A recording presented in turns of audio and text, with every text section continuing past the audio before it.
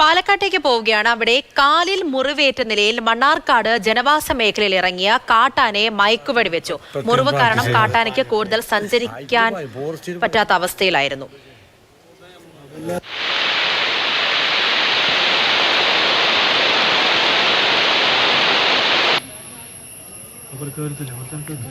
Gokul VS വിവരങ്ങളുമായി ചേരുന്നുണ്ട്.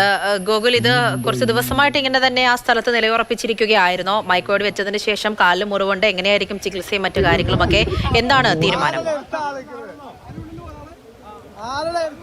ഇന്ന് രാവിലെയാണ് ഇങ്ങനെ കാലിൽ മുറിവേറ്റ നിലയിൽ മണ്ണാർക്കാടിലെ തിരുവിഴാംകുന്ന് ഭാഗത്ത് ജനവാസ മേഖലയോട് ചേർന്ന ഒരു പ്രദേശത്ത് വെച്ച് ഇങ്ങനെ ഒരു ആനയെ കാണുന്നത്. കൊമ്പനാനയാണ്, ഏകദേശം 10 വയസ്സ് പ്രായം തോന്നിക്കും. ഉടൻ തന്നെ വനം വകുപ്പ് അതിലൊരു നടപടി എന്നുള്ള നിലയിലാണ് മയക്കുവെടി വെച്ച് ആനയ്ക്ക് ചികിത്സ നൽകുന്നത്. തൃശ്ശൂരിൽ നിന്ന് വെറ്റിനറി സർജൻ എത്തിയാണ് ആനയെ മയക്കുവെടി വെച്ചത്. ഇപ്പോൾ ചികിത്സ നൽകുന്ന കാര്യങ്ങളൊക്കെ തന്നെ പുരോഗമിച്ചുകൊണ്ടിരിക്കുകയാണ്. അത് കഴിഞ്ഞ് ഇന്ന് തന്നെ വീണ്ടും ആനയെ വനമേഖലയിൽ തന്നെ കൂടുതൽ ഉൾക്കാട്ടിലേക്ക് കയറ്റി വിടാനുള്ള ഒരു തീരുമാനത്തിലാണ് വനം വകുപ്പ് ഉണ്ടായിട്ടുള്ളത്. ആനയുടെ പിൻകാലുകൾക്കാണ് മുറിവേറ്റ നിലയിൽ കണ്ടെത്തിയത്. അപ്പോൾ ഈ പരിക്ക് വെച്ച് ആനയ്ക്ക് അധികം ദൂരം സഞ്ചരിക്കാനോ മറ്റു കാര്യങ്ങളൊന്നും ചെയ്യാനോ കഴിയില്ല. അതുകൊണ്ടാണ് ഇങ്ങനെ മയക്കുവെടി വെച്ച് ചികിത്സ നൽകുന്ന കാര്യങ്ങൾ പുരോഗമിച്ചുകൊണ്ടിരിക്കുന്നത്. ശരി, ഗോകുൽ VS ആണ് വിവരങ്ങൾ നൽകിയത്.